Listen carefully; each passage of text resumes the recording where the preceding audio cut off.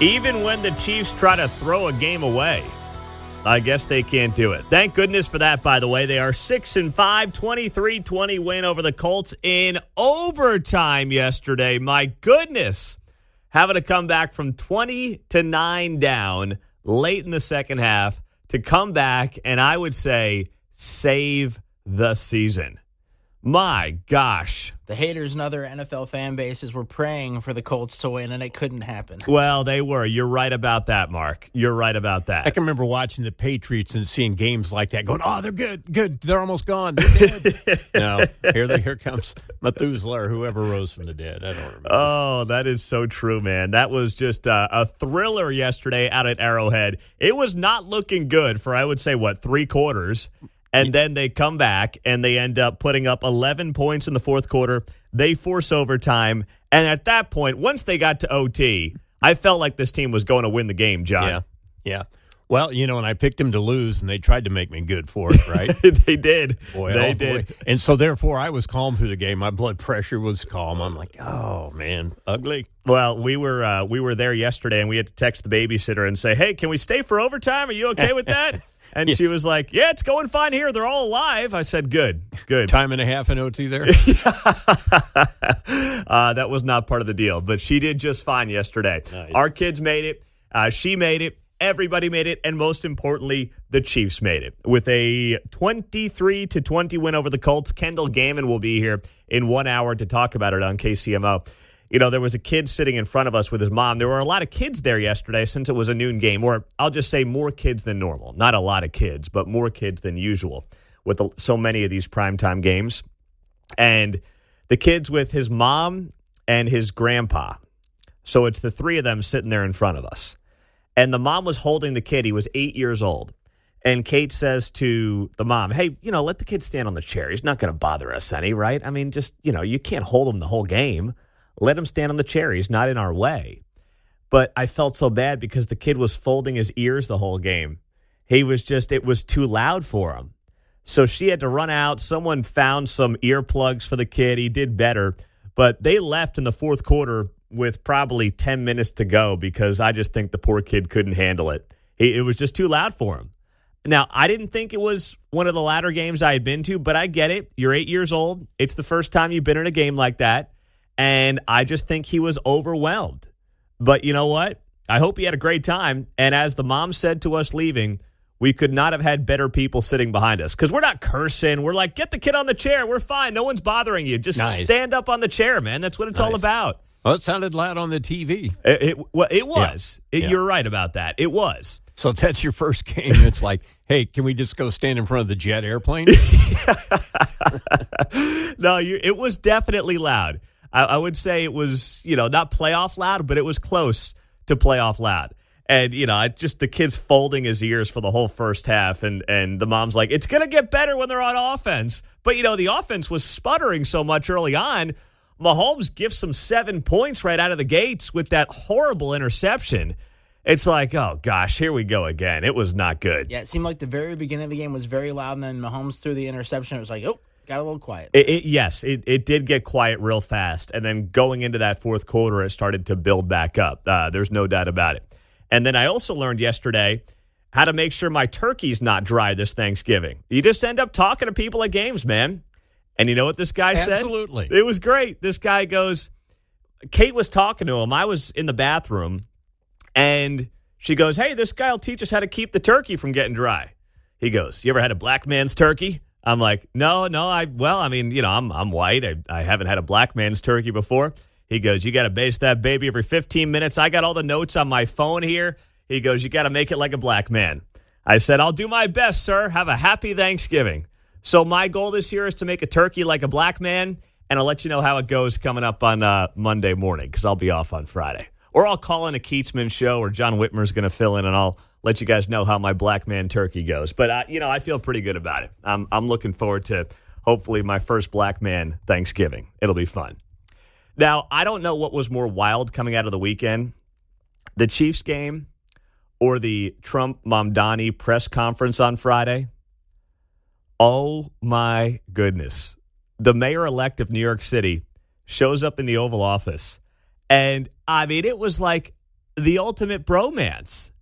I had never seen anything like this between a guy who's calling one guy a fascist, the other guy's saying he's a socialist or communist wacko, and they're standing there slapping each other on the back for, whatever it was, a half hour during this press conference. And Trump's even bailing Mamdani out. I mean, I'm telling you what, Quentin Lucas was sitting somewhere watching this thing, jealous as could be. He so desperately wanted to be the guy in that Oval Office because Mamdani was slick. He was smooth, man. But Trump was giving this guy cover. I couldn't believe it. Take a listen. And I want to clarify your answer to Stephen Nelson. He asked about your comment calling the president a fascist. And your answer was, both President Trump and I have been clear about our positions and our views. Are you affirming that you think President Trump is a fascist? I've spoken about... That's okay. You can just say yes. Okay. All right. Okay. It's easier. It's easier than explaining it. I don't mind. So Mamdani's going to go into this classic politician answer of, well, I called him a fascist, but we're just here on behalf of New York. And Trump's like, it's fine. Just say I'm a fascist. It's much easier. It's much easier than trying to explain the whole thing. Such a nice man. I mean, what are we doing here? What's going on?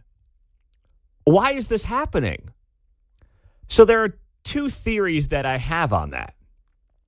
One is Trump has such a soft spot for New York City that even though that guy Mamdani has policy ideas that would destroy the city for at least a generation, Trump can't help himself because that's his hometown. He loves the city. He wants to see it do well. It's like when he, slaps Putin on the back. People take it the wrong way. They think that he's out there like trying to be chummy with Putin. He's not trying to be chummy with Putin. He's not trying to be chummy with Mamdani. He's trying to hopefully get them to see the light, and he wants a deal. Now, in the case of Mamdani, there's no deal, but he's trying to basically, I think, make it so that Mamdani softens some of his crazy. That's what it's about. Now, could Trump come back and lay down the hammer on the guy coming up next year in some Truth Social posts as we get set for the midterms? Every Democrat's Mamdani light. It's definitely possible. I mean, Trump can change on a dime. We know how that works. Well, and we had the theory early on that in order for this to fail correctly, Trump needs to go ahead and, provide all the federal funding, not cut funding and things. Let this socialism thing die its natural death. You're right about that. I did say that he should give New York City the money that they normally get. That way Mamdani or anybody else can't come out and be like, you know what? You know why it failed? Because Trump screwed us. Orange man bad. Yeah, I couldn't enact my socialism properly because the federal government didn't give me what they were supposed to give me. So, yeah, we did say that a couple of weeks ago. That's a good point, John. Just give him... open up at least but to your point, wait till tomorrow. Yeah, exactly. It won't take long for him to potentially turn on Mamdani as well. But that was just such a bromance. I've never seen something like that between two guys, mostly Mamdani, who has lobbed wild insults at the president of the United States to then stand next to him and try to explain away calling the guy a fascist. But you know what it reminds me of? I've heard someone very influential on a major media channel once told this story, and I won't give their name because it's not important, and I don't know if they would want the story out there. But they said there was one time in Trump's first term that he was beating up this person in the Oval Office in some kind of press setting, right? And this person ends up calling Trump privately after the press conference. And he's kind of like, what gives, dude? I mean, you just beat the you-know-what out of me, and what was that all about? And Trump goes, don't worry. It'll be good for your ratings. This person was a TV host. So for Trump, it's sometimes just about the game. It's not necessarily anything more than that. It's about the game. Whether it's with media members or whether it's with other politicians. I really don't think that when it comes to some of this stuff, Trump thinks beyond what's a good show? And I really don't have a problem with it right now. Now, if he starts saying that Mamdani is the greatest thing ever and his policy is going to work out tremendously for New York and this is going to be great, I mean, then we'll have a problem here. But that on Friday felt like just a show to me. And the other thing is this, I've said it for weeks now. If Republicans think they're going to save the House by simply saying every Democrat is going to be Zoran Mamdani out of New York City, they'll lose anyway. They're going to fail colossally. So it doesn't behoove the GOP to sit there and say every Democrat is Mamdani going into next year. Just not going to work. Let's go to Waldo. That's where Libby is this morning. Libby, happy Monday morning. What's going on? Hi, happy Monday morning, and I hope you have a great Thanksgiving. I'm very disappointed. President Trump disappointed me one time in his first term when he did not prosecute Hillary Clinton, and I really hope he did it. And now I'm disappointed that I really don't want him to bail New York City out. Yes, I understand what you said. He loves that city. But I feel like, come on, if we bail them out, then we're giving them permission that is okay for them to be who they are. Well, how do you define bail them out? Because I'm not saying they should bail them out. I'm just saying whatever federal monies typically go to New York City, I'm okay with them continuing to give to New York City and then let the socialism experiment fail and fall flat on its face. But I'm not saying give them any more money if that's what you're suggesting. Okay. That might be where I was going. I just don't. Whoever voted this guy in, let them be the one to pay the price. Yeah, I'm with you. Us, I'm absolutely with you there. No doubt about it. They should not give them a dime more. Thank you, Libby, and have a happy Thanksgiving than what they normally get. I could not agree more with you on that front. I'm just saying that the bromance was something to watch yesterday, or on Friday it was going into the weekend, but it got a lot of traction over the last couple of days. That was a wild scene, just like it was out at Arrowhead yesterday. And I'm glad nobody's talking about Dave Tobe anymore in the special teams. They had a pretty good game yesterday, right? I was kind of waiting for something to go wrong with that special teams after Tobe went after Trump last week randomly, but it didn't happen. Still a few penalties, I will say, on the kick return. I was going to say there were a couple. Okay. All right. You guys are right. They got some stuff to clean up. All right. Well, I guess my bar is so low. I'm like, well, nobody had a PAT blocked yesterday. Yeah. Butker was perfect. Yeah, Butker, yes, that's right. He was definitely good. But my commentary on Dave Tobe made it all over Chiefs social media over the weekend. There was some Chiefs account that took a photo from my Instagram page of myself, Josh Hawley, and Butker from that event in Parkville last year. There's a picture of the three of us on my Instagram page at Pete Mundo from last fall. And I look like I'm about 5'6" because those guys are so big. Well, Hawley was in boots, in fairness, and Butker's like 6'5". But somebody took that photo of us, put it onto one of these weird viral Chiefs fan accounts that are all over Facebook, that randomly show up in your feed. And they transcribed something that I said about Dave Tobe, and somehow Chiefs fans blasted me for it. It's like, wait, this is the guy who got all ticked off at Trump for criticizing the kickoff rules. Trump being against the NFL kickoff rules is probably one of his more universally popular takes. Like, of all the controversial things Trump has said, his being against the new NFL kickoff rules is probably like a 65-35 issue. And, man, I'll tell you what, these Chiefs fans, there was some TDS going on Facebook. I'll just say that much. Unbelievable. But you know what? Got to win. It's all good. 913-408-7957 is how you join us on KCMO Talk Radio. Coming up, the president's set to make a big rollout today on the issue of health care. What does it look like? What are those details? We'll tell you what we know next. Well, as we start the Thanksgiving week here on KCMO Talk Radio, this is going to be coming out of the White House today. Politico, NBC News, a bunch of outlets yesterday reporting. This came at 10 p.m. last night from Politico. White House to pitch a Trump-Obamacare extension with limits. The White House expects to soon unveil a health policy framework that includes a 2-year extension of Obamacare subsidies that are due to expire at the end of next month and new limits on eligibility, according to 3 people granted anonymity to discuss the unannounced plans. So yesterday, the president was scheduled to meet with Senate Majority Leader John Thune and House Speaker Mike Johnson, as they were going to get briefed on what exactly this plan is going to be. The announcement expected to occur at the White House today with Trump and Dr. Oz back on the big screen today. as they roll out their health care plan. Now, a White House official declined to confirm the details of the plan, saying until President Trump makes an announcement himself, any reporting about the administration's health care positions is mere speculation. What is the speculation, though? The speculation is that the White House plan is expected to include new income caps for enrollees to qualify for the Obamacare tax credits, as well as minimum premium payments. The planned eligibility cap would limit the subsidies to individuals with income up to 700% of the federal poverty line, aligning with what a bipartisan group of senators have been discussing separately, according to a fourth person granted anonymity to share knowledge of the negotiations. 700% of the poverty line, what does that mean?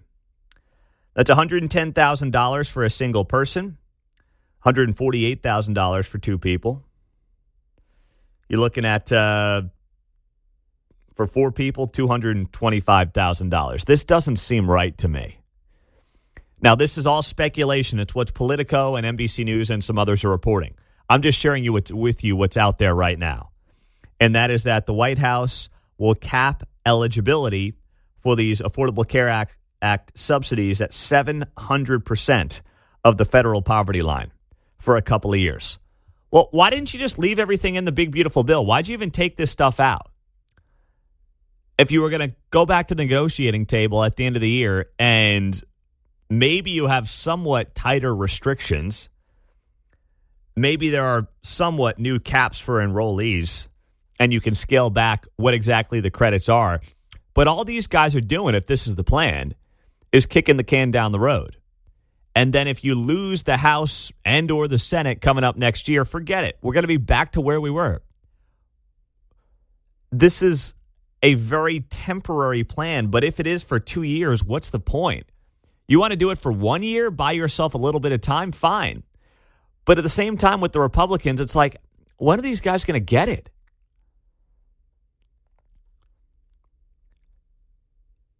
They knew this was going to be a problem, and their plan is basically to potentially do exactly what the Democrats want them to do for a couple of years, spend hundreds of billions of dollars on Obamacare subsidies with no obvious off-ramp for the garbage program that it's become, costing the taxpayers, once again, hundreds of billions of dollars a year, and this is the best they can do, potentially?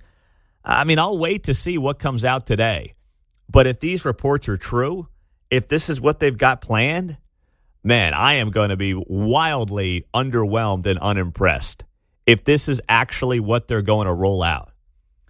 Capping subsidies to individuals with income up to 700% of the poverty line? My gosh. Why not just keep what was in place? Why bother?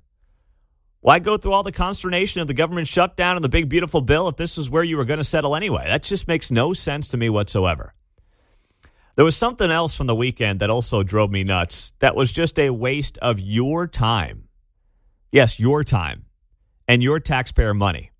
I'll tell you what that was coming up next. So think about this, right? I mean, you've got these folks who are in Congress who haven't worked in a couple of weeks or a couple of months, excuse me. You had a record-long government shutdown. They're getting back to work. Now they're going to be out for Thanksgiving, and then it's the holidays. And, boy, they have a great cushy gig, don't they? Life is good for them. And what do they do on Friday? I mean, we're staring down the barrel of the end of the year. Got to get these bills, these appropriations bills, all the spending bills figured out by the end of January. If not, you could have another government shutdown. And what are they voting on Friday? They're voting on condemning socialism. Nobody cares. Please, let's roll the tape from Friday on the House floor. Take a listen.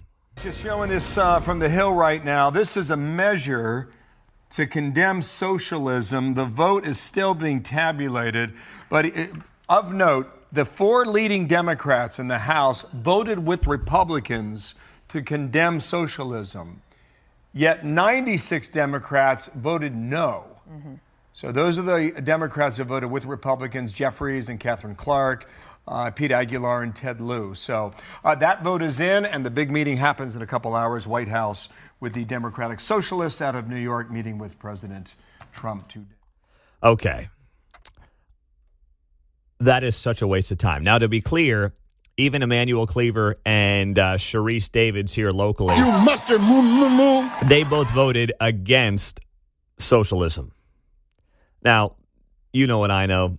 That's a show vote as much as anything else, but whatever. I'm just telling you they did vote against socialism on the House floor. But why are they wasting their time with this?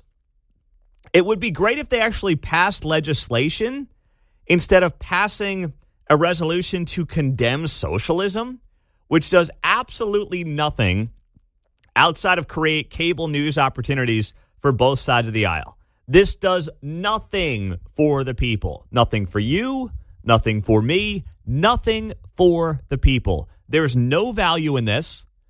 It is all a dog and pony show. And considering they haven't worked in 2 months, to be wasting time on this, of all things, on the Friday before Thanksgiving is just infuriating to me. They waste enough of our time and money as is. But this, and trust me, I'm all against condemning socialism. But I saw this breaking on Friday, and I'm like, why are they bothering? What are you guys doing? I mean, you've got affordability crisis issues going on right now. That's where people want you to spend your time. That's what they want you to be focused on. And the best we can do is a vote on condemning socialism. These people are just unbelievable to me in terms of how out of touch they are. And even the Republicans. I mean, you really think that as people get ready this week for Thanksgiving, going to the airport, spending money, got to hit the grocery store, you really think people are sitting around and saying, boy, thank goodness that this Congress voted on condemning socialism. It does nothing whatsoever. Democrats who may embrace socialism will continue to run on the platform. It's not like it bans somebody from implementing socialism somewhere. It does nothing except create cable news opportunities for people to get on Fox, to get on MSNBC, to get on CNN. And once again, it's not about the folks. Performative art. Yep. That's Kneeling it. at the Capitol. Yeah. That kind of stuff. Yes. Steven is in Kansas City. What's up, Steve? Oh, Pete, man, it's a victory Monday, buddy. Did you run into Dave Tobe during the game or something? Yeah, I saw Dave, and he gave me the one-finger salute. I couldn't quite figure out why. No, I'm kidding. I didn't see Dave, my buddy Dave Tobe. I didn't see him. Listen, I mean, I wish everybody the best about our strategy in the midterms. I hope Wacky Marjorie runs for governor of Georgia. I hope she gets in. There are going to be stuff as all of us. I mean, I've been diehard MAGA since 2015. There's going to be some stuff that we just don't agree with. I don't wholly agree with a 2-year Obama subsidy extension, but that we're pissing off 21 million voters if we don't go along with this stuff. It's all for a greater good in the next 2 years, where we can do everything that we ever dreamed of. We've got to hold the line here. It's just we can't have Marjorie Taylor Greene's peeling off and going rogue on The View.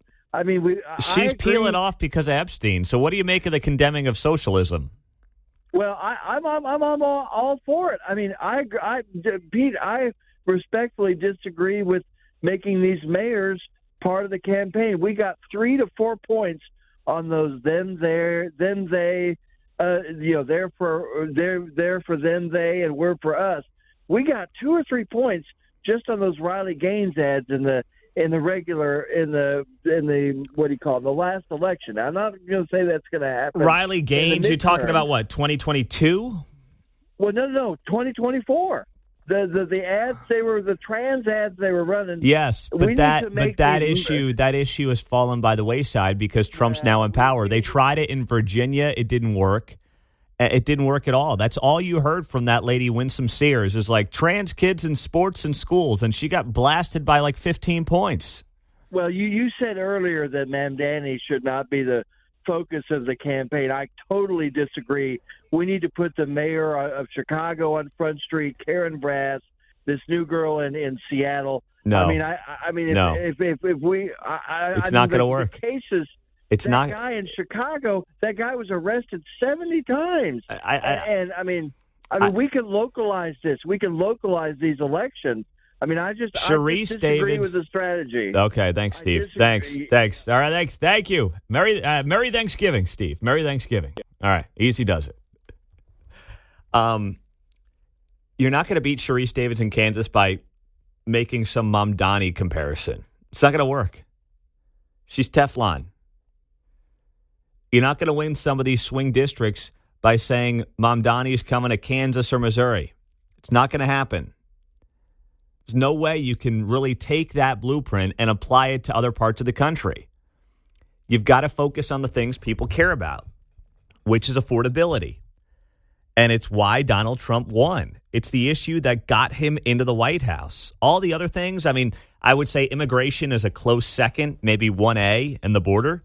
But issue number one was the economy. People liked the economy under Trump until COVID, when things obviously went haywire. But I'll give you a great example. I mean, this is from Fox Business over the weekend. New car prices soar to historic highs as buyers face mounting sticker shock. Car prices are trending up. The average cost of a new car is at an all-time high, approaching $50,000 for the first time.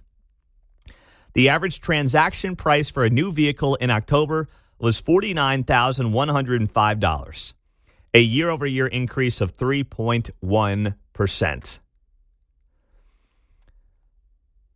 So what are people doing? Well, the average age of a trade-in right now towards a new car is like 5.5 to 6 years old. So people who bought in 2020 and 2019, especially at those prices, they are in for sticker shock, and that's what's happening right now. Average monthly payments on new vehicles sold last month in October saw an increase of 3.2% from 1 year ago to $766 per month. Interest rates ticked slightly lower. Of course, you saw average APR decline from 7 to 6.9%, but people are getting smoked on these things. $766 on a car payment. I mean, that used to be rent a few years ago. Now that's your car payment. And the dealerships are hurting too. I mean, they are resorting back to providing some major discounts. If you are looking for a new vehicle, get in there right now. You know who we work with and who I've recommended over the years, and I still do. But listen, everyone's hurting right now. You get in there, you go talk to my friends at Volkswagen Lease Summit or anywhere. I mean, there are deals to be had because buyers are tapped out. Prices keep going up because, you know, I understand they're dealing with a lot of things on their end as well. Inflation on their end, also, you know, cost of goods, and factor in some potential tariff issues for some of these car companies if they're not manufacturing in America, and the costs go up. That's just how it is right now. The average vehicle sitting on the lot for about 60 days, according to a report over the weekend from Fox Business. And that's right up against the time when the dealers say, we want to unload this thing and do it as soon as possible. 913-408-7957. Alan is in Topeka. What's up, Alan? Hey, I think the stats are a little wonky. You know, you can go out and buy a brand new car if you want for $21,000 any day of the week. You just may not be getting a Lamborghini or a Ferrari or that big old truck that you see people at Walmart that aren't even farmers.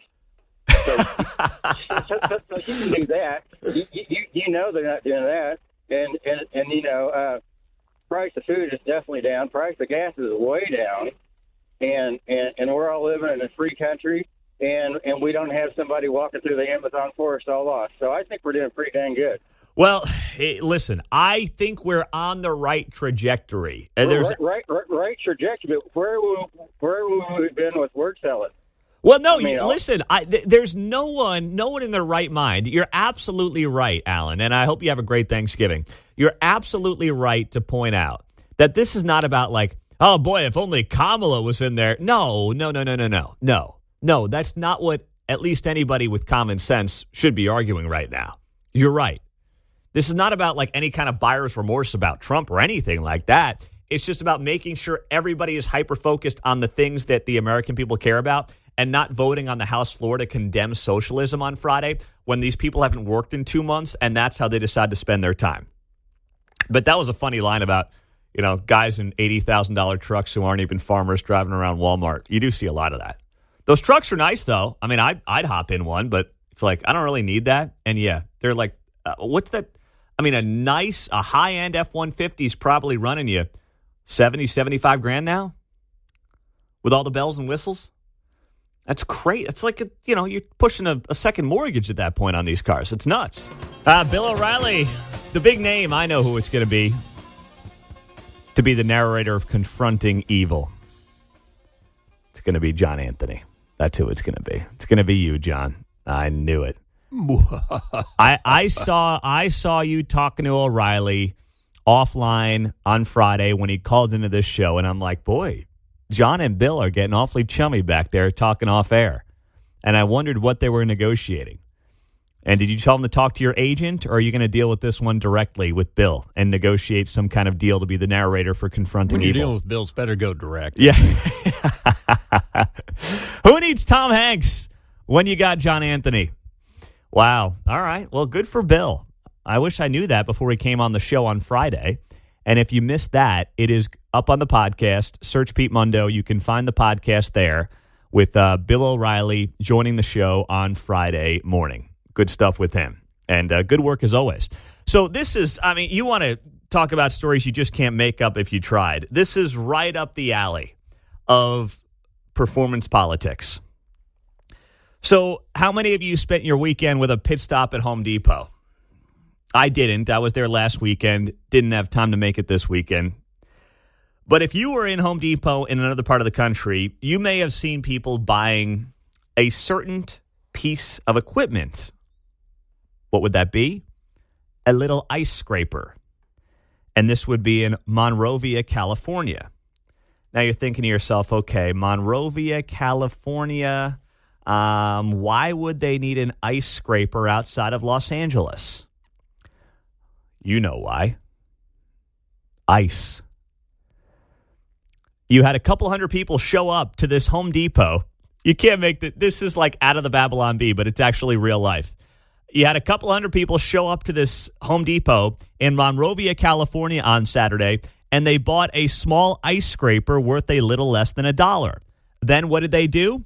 They got back in line only minutes later to return the item.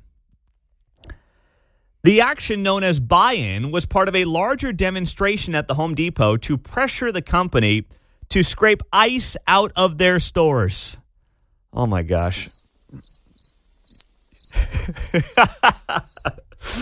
Oh, my gosh.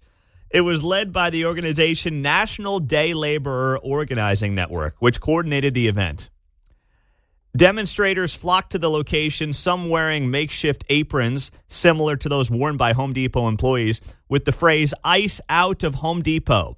Others used the orange Home Depot buckets as drums as they marched through the store. Oh, my goodness. I can't think of anything more annoying than walking into a Home Depot on a Saturday. You're just trying to, do your own thing, get what you need, pick up a couple of items, get on with your Saturday or Sunday, and you got knuckleheads who probably haven't spent 5 minutes inside a Home Depot in their lives, banging the Home Depot drum, if you want to call it that, as they march and protest ICE. Now, why are they mad? Because ICE has done raids at various Home Depots around the country. You tell me why that's Home Depot's fault.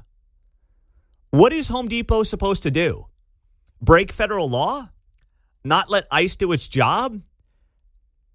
Have my buddy Mike, who works in the gardening section at Home Depot by me, be like, "You're not coming in here, Mr. ICE agent. Don't you dare."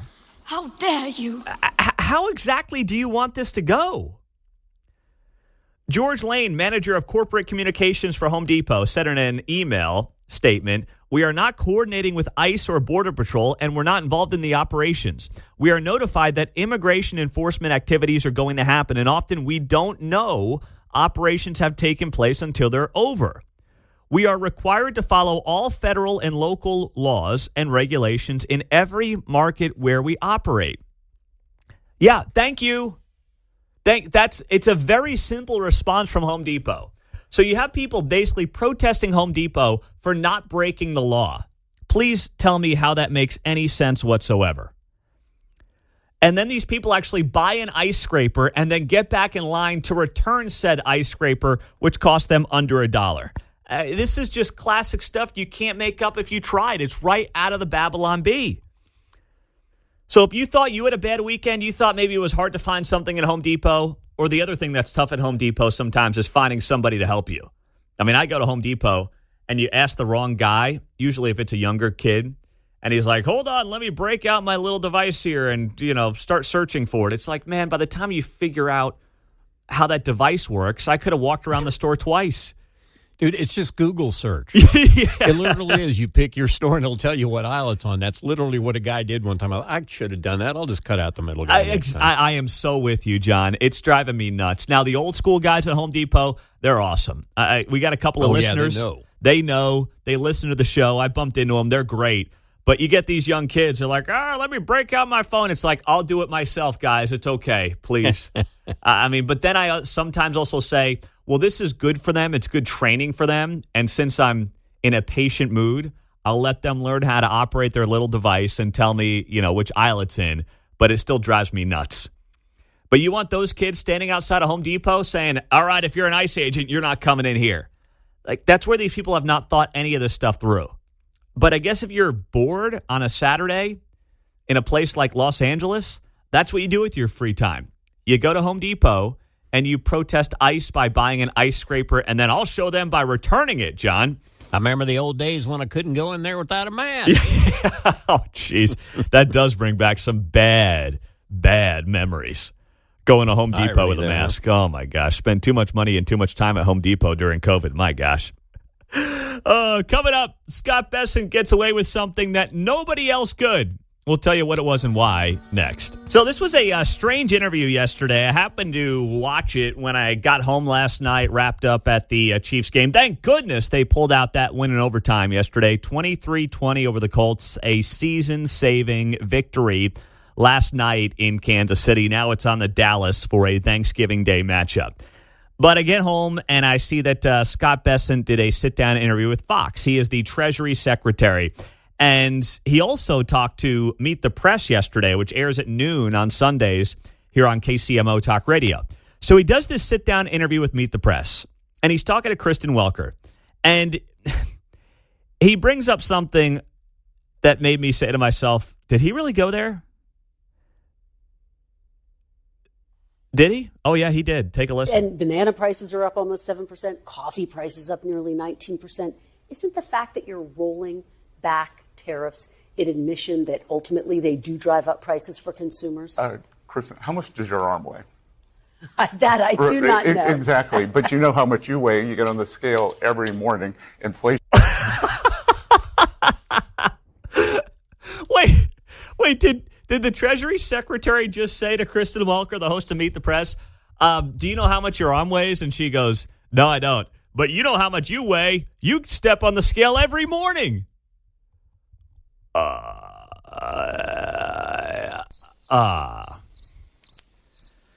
You know what, though? The gay guy can get away with it. Let's be honest. If there's anyone who can get away with it, saying to a woman, hey, you step on the scale every morning and it's not offensive, it's a gay guy. And Scott Besson's a gay man, so he can get away with it, I guess. I can't. I couldn't do that. I mean, that would be running on loop all over the place this morning. And no one really batted an eye. I'm like, wait, did he just say to Kristen Welker, you step on the scale every morning? What? I mean, if Trump said that, could you imagine the headlines that would be screaming across your news channels this morning? We kind of saw that last week with the Hush Up Piggy or whatever. Yeah, the Piggy, Peggy. Yeah. I don't know what was going on there. But you're right. I mean, the Piggy thing made rounds for days. I mean, you thought we were on the verge of World War III. Scott Besson just says to a prominent host, hey, you step on the scale every morning. He's trying to make an analogy with food prices and inflation. And he tells Kristen Welker she steps on the scale every morning. I'm like, what's going on here? And here's where the conversation went from there. Is a composite number, and we look at everything. So we try to push down the things we can control. And as I said, that we are working on the energy prices are down, and everything flows from that. And I think we're going to see these other prices come down. And again, many of these goods were part of trade deals with countries that have been in the works for months. Sure. Okay, so he's trying to explain how, and the analogy there with you don't know how much your arm weighs, but you know how much your body weighs, is that the economy is much more complex than just bananas or coffee or just this or just that. And I get it.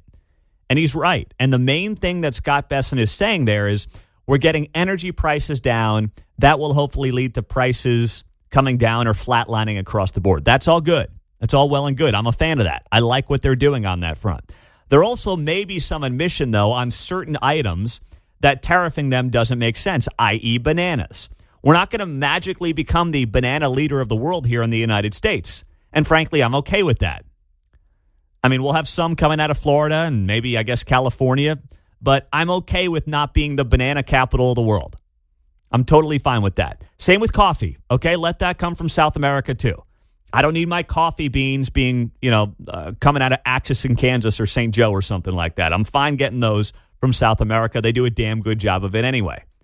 It's like wine. There are just certain places in the world where wine is better because of how it's grown. That's okay. But pick and choose your spots. And I think that's what they're realizing on these tariffs. They're picking and choosing their spots. And that's good. It's really good.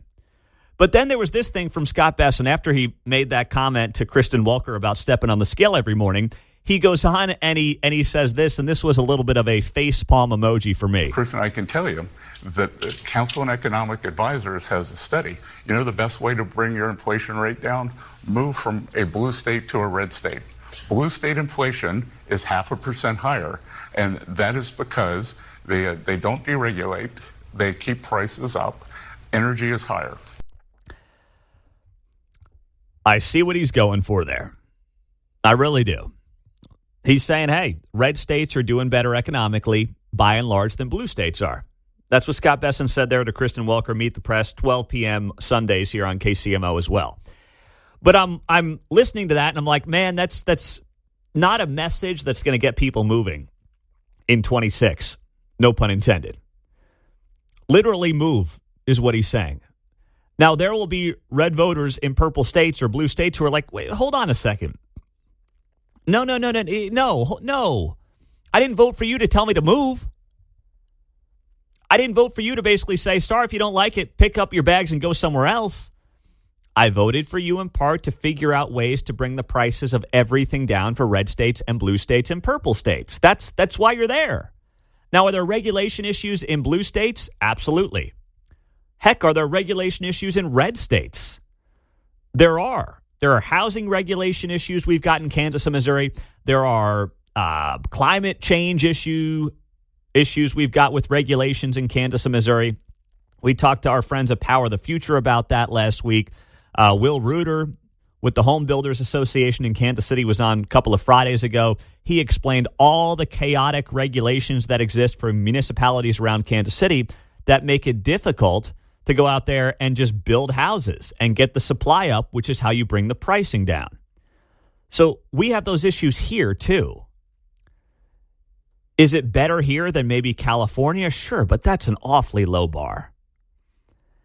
And if the answer was, hey, go to a red state, then why did you run? And I don't mean that about Trump or Scott Besson. I just mean in general.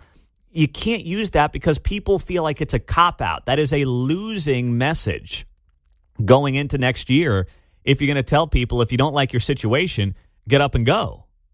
That's not going to fly with a lot of voters, John. Yeah, a little too much playing to the interviewer. Yes. And not sending out the message to everyone listening. Yeah, exactly. Right. Because any viewer is going to be like, hey, buddy, pound sand. Yeah. You're telling me I got to now pick up my bags and move? And by the way, some of these redder states have gotten so popular, like Florida, it's gotten very expensive to live in some of those places, too. I mean, Florida, even though it's softening a bit, I mean, you talk about Florida, and, they've had major pricing issues on homes and on insurance and things like that. They've got their own set of problems. Texas, too. So it's never that simple. It's never that easy. And that's a total loser of a proposition that they're trying to get out there if that's going to be the approach going to next year. Hey, don't worry about it. Just, get out there and move. It's not that easy, man, for a lot of people. The one job that's kind of easier in is radio, actually, come to think of it. It's one of the few jobs where you actually can just get up and go sometimes. But for a lot of people, it's never that simple.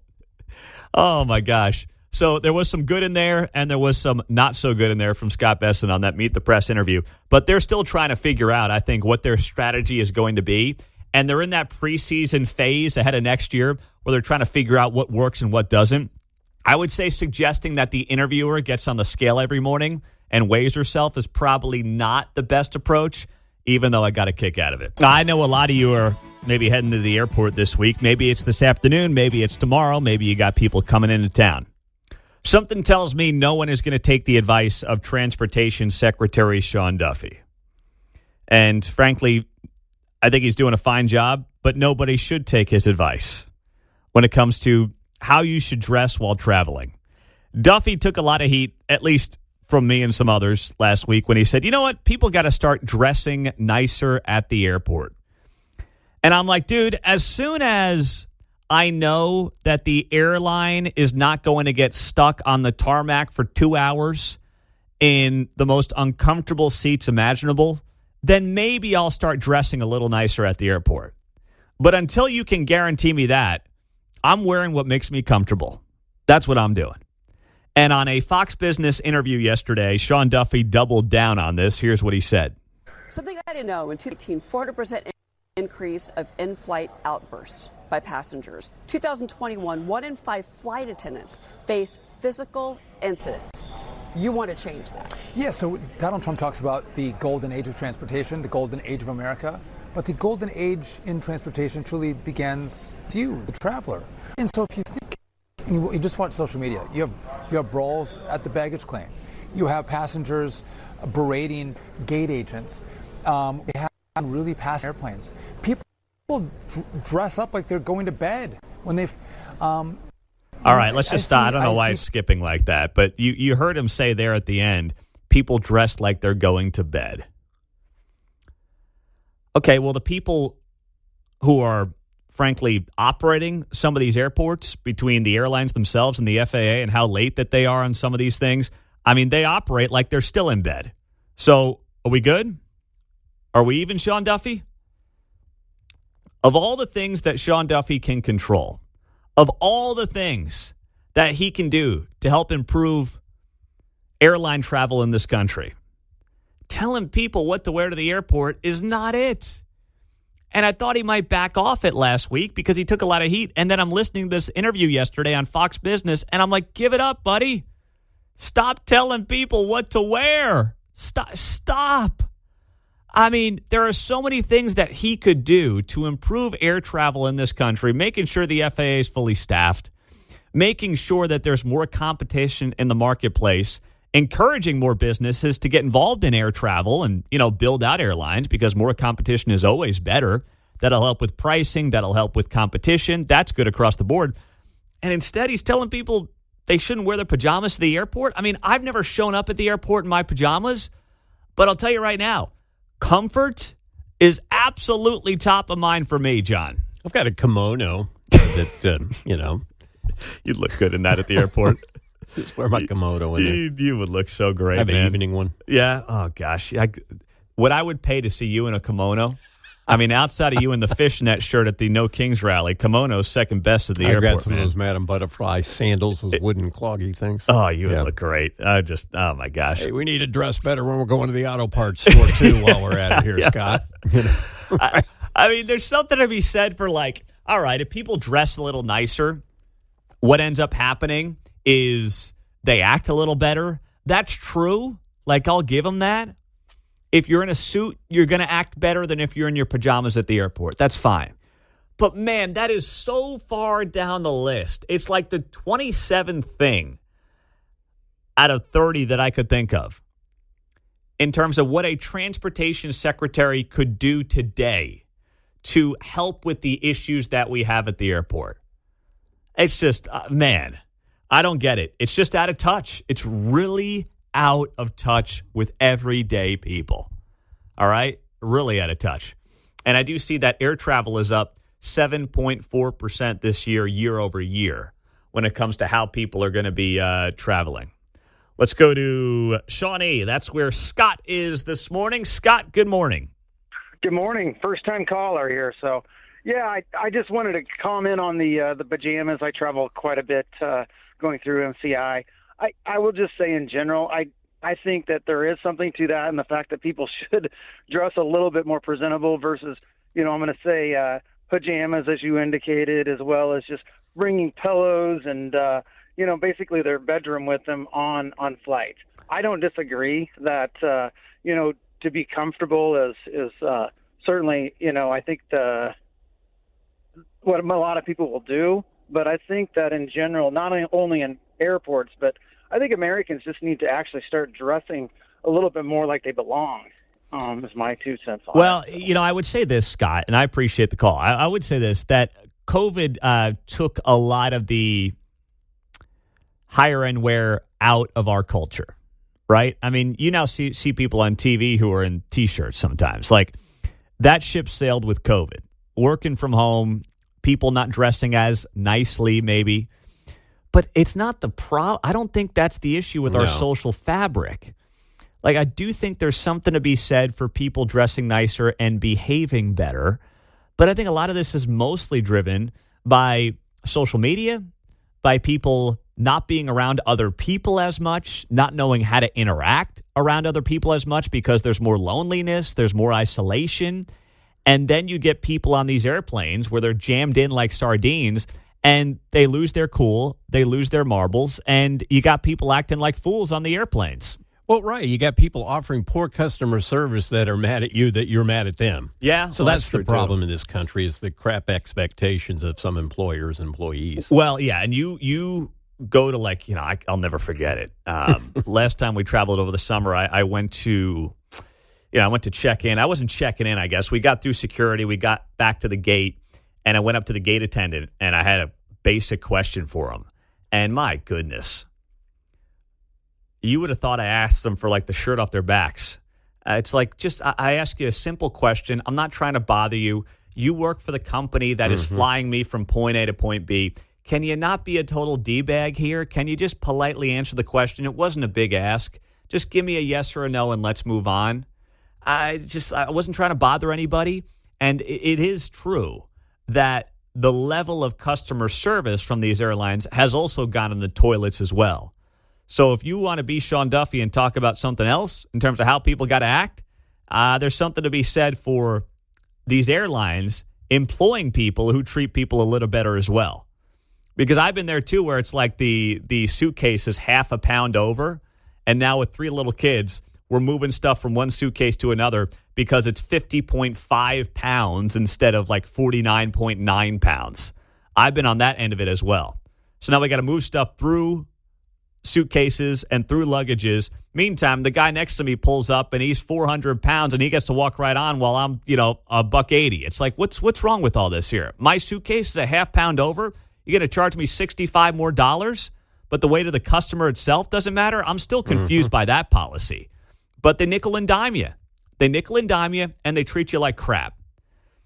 And while I understand people shouldn't wear pajamas, I also say if you want to bring a pillow, fine, bring a pillow. These seats, if they had halfway comfortable seats, you wouldn't need to bring a pillow. We got a whole website, people at Walmart, right? All the ridiculous stuff people wear to Walmart. So here we go. Yeah. That's an idea for a new social media account. Yeah. People on airplanes. That's what I'm going to do. There you go. I'm just going to hang out at MCI and take pictures of people in, the airport. Since now you can get in without having to fly. Yeah. How about that?